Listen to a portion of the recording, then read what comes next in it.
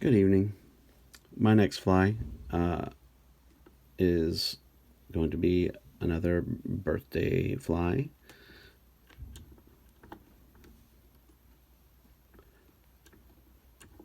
So I try to tie a fly for friends and family to kind of commemorate them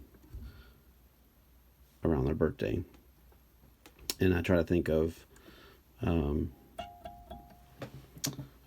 things that kind of inspire me about them, or things that relate to them when I make my decision on the kind of fly that I tie for them. Either I make one up or I tie a common fly that relates to them in some way. So today, it is not my sister's birthday. However, I did not tie her a fly for her birthday, and I've been making some videos of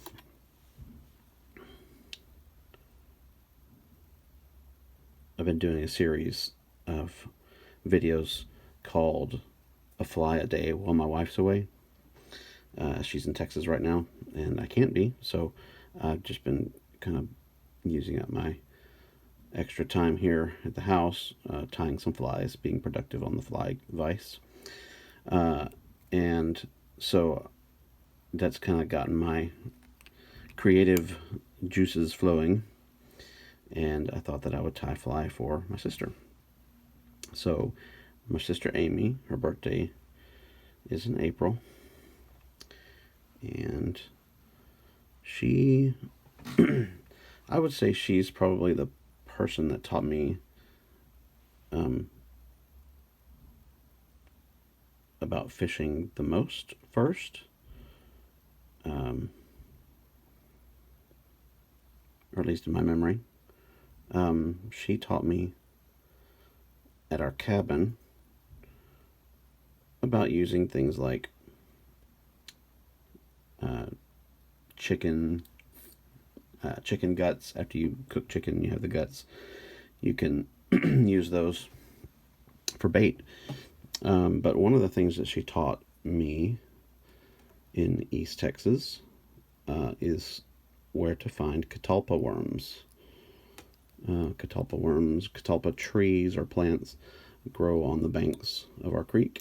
There's one that grew on our big sandbar across from our cabin, and they have these big leaves that, if I remember right, they're about the size of your hand. And they, when you flip them over, you'll usually find those catalpa worms underneath. Those worms turn into these big moths that fly around and buzz you by the light of the porch at night. But the catalpa worm is a good bait for fishing for catfish. I'm sure it's good for other things as well. But one of the bigger catfish that I ever caught at my cabin, we had thrown some chicken necks out in the creek, and the next day I caught this big catfish, and it had 2 chicken necks in its stomach and a crawfish, and it still went after the catalpa worm on the hook. So anyway, she showed me how to find those, how to put them on the hook, all that stuff. And so I thought, well, I'll tie a fly that resembles a catalpa worm. So catalpa worm depends on how you look at it, it either has a black body with kind of greenish yellow spots on it, or vice versa. You could say that it's more of a yellow body with green marks. So what I'm going to do is I'm going to use I'm going to turn this light down a little bit because it's a little bit bright.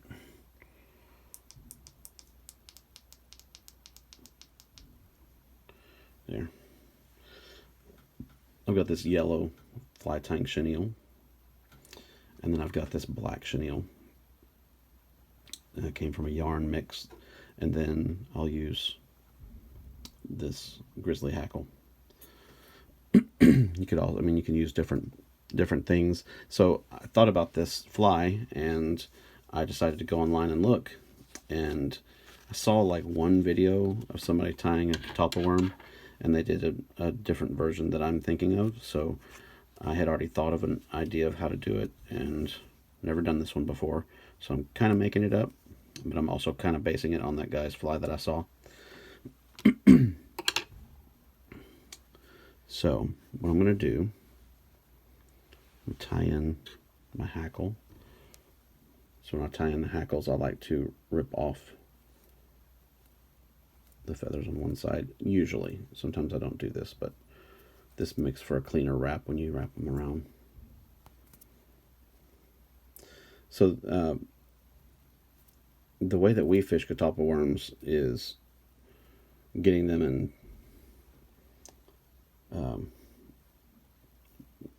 putting them on a hook like a earthworm, like you would do an earthworm. I've also at Walmart one time found a tube of catalpa paste. I guess they take those worms and mash them up with some other stuff, and then it has the flavor of the catalpa worm, which is kind of gross, but I bought it many years ago and I still have most of the tube and it still smells the same. I can't say that it's ever helped me catch fish, but anyway, that's unimportant.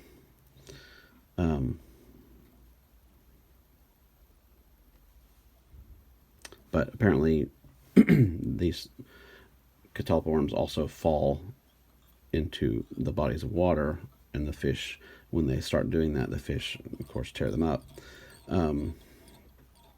So this one, even though it's being made out of yarn, I'm going to try to make it so that it works as a dry fly.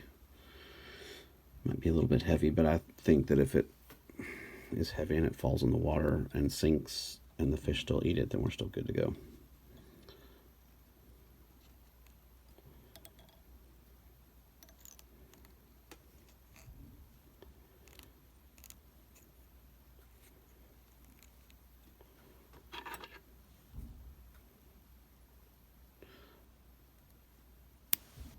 So the main thing I'm doing here right now is all these parts, I'm just tying them onto the whole hook all the way back to the bend,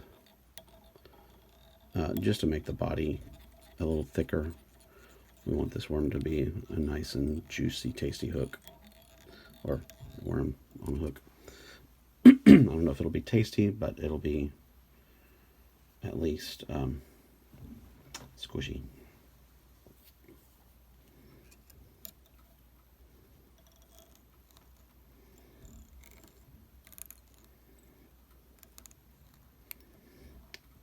These worms aren't really segmented. They're more just kind of a long, squishy, thick, like a caterpillar. So my intention is, and they're also kind of spotted a little bit. So my intention is to wrap the yellow around, but alternate in the black to make the spots.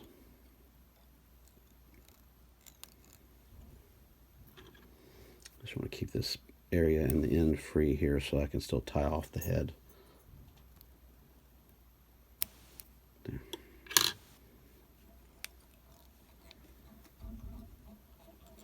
If you hear a bunch of noise outside, tomorrow's the 4th of July, and knuckleheads are shooting off fireworks in the neighborhood, like big time.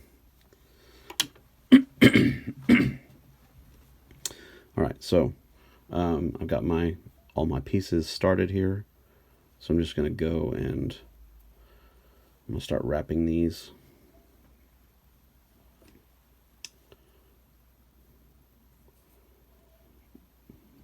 Wrap this forward.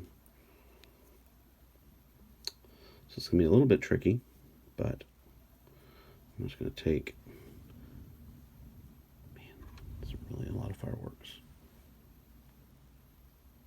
And things have been dry here quite a bit, so I hope that they don't mess around and catch things on fire. My whole front yard is basically like pine straw. It's not pine straw, it's just dead grass, but hopefully they don't do something stupid and send one my way. So I'm going to do a couple of turns here. We'll take this on either side.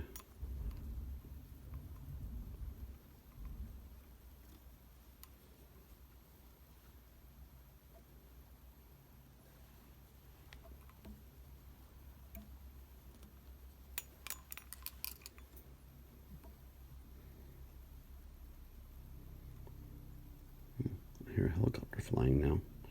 Maybe they're going to try to catch some people.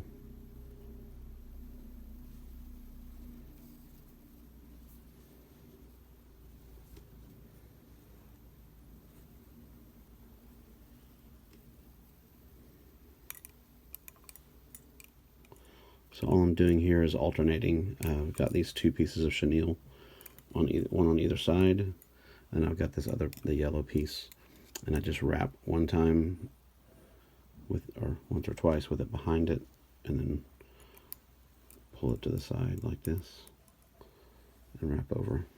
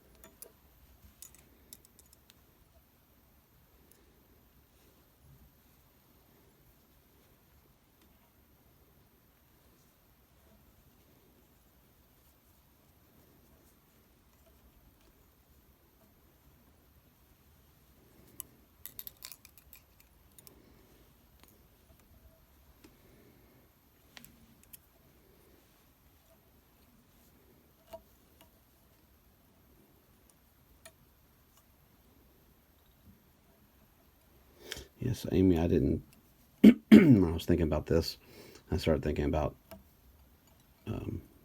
the chicken guts as bait. I thought that may not be a nice fly to tie. I don't think that fish eat chicken guts because they look nice. So that would be kind of interesting if I did it that way. Just try to twist this a little bit, make sure it's to the sides.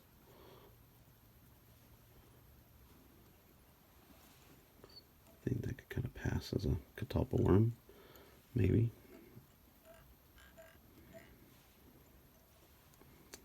Pull these up to the side again. Just to tie them off.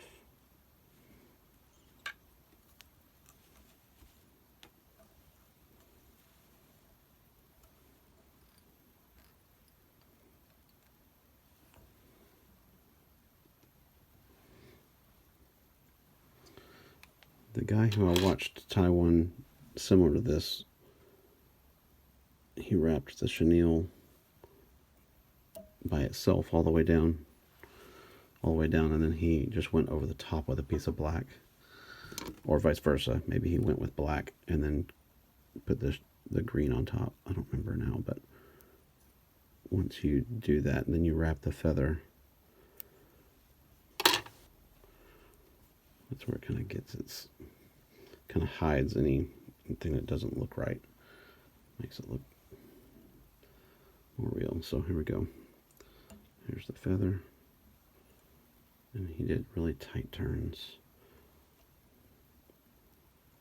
Just want to be careful not to go too thin on the feather.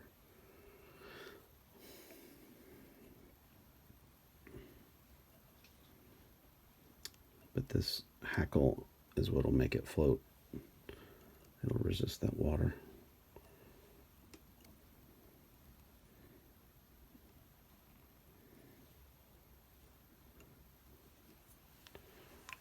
Hard time holding on to those after they get a certain length. I'll grab it with my hackle plier to get that last turn right up to the head. And I did that the backwards. So sometimes when you tie a hackle down, if you're wrapping several materials, you might be wrapping this way, and then when you go to wrap the hackle over, you wrap it the other way so that it crosses it, helps it be stronger. Helps it not fall into the grooves. Often you'll do that with, if you're tying on wire over a hackle. Pull this back a bit.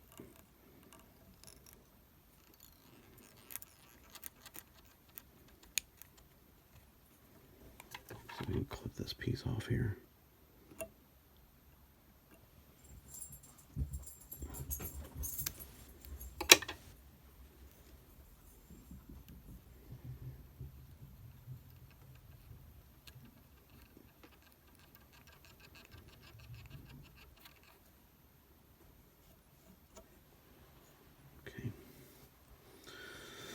I'm going to finish this with a whip finish.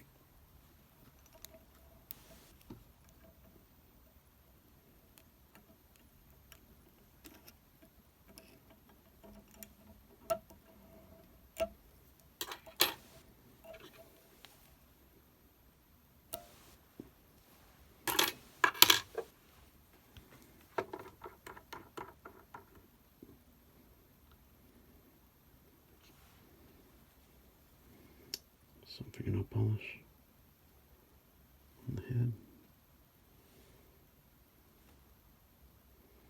so it didn't come off unless you use a knife.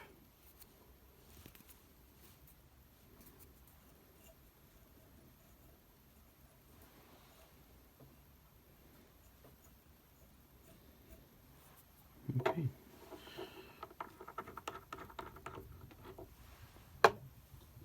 Back that off a little bit so you can see a little better. So there's the Catalpa worm for my sister, my eldest sister's most recent past birthday. Happy birthday, Aim. Hope you enjoyed it. Love you.